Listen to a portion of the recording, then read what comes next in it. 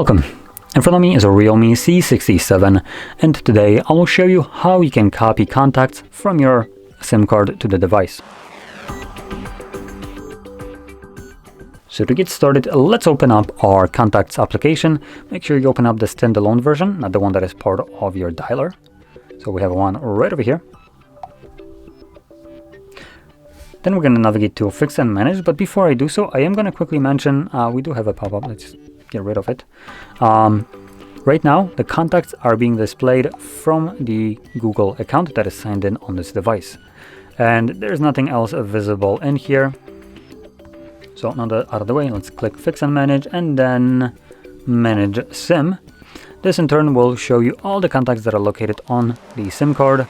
I only have one, so it automatically shows me contacts from this card, but chances are if you have multiple SIM cards, it might ask you which SIM card you want to pull the contacts from. Now, you might also see that some of the contacts for you might be grayed out and deselected. That is completely normal. The device is simply trying to stop you from importing duplicate contacts.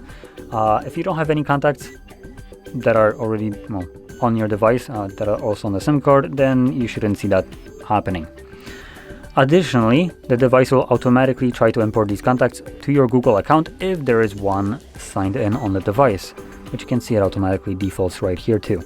You can tap on a drop-down and change the location, so if you have multiple Google accounts, you can choose it from the drop-down list right here.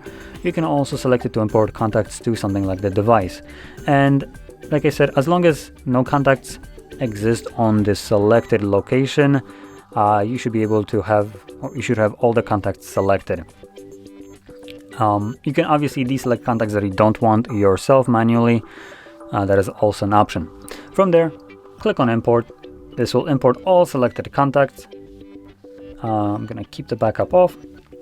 And we can now navigate back to Contacts. And I can then select to display contacts from the device.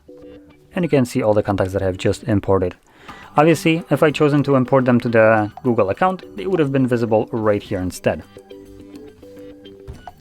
So with that being said, if you found this video helpful, don't forget to hit like, subscribe, and thanks for watching.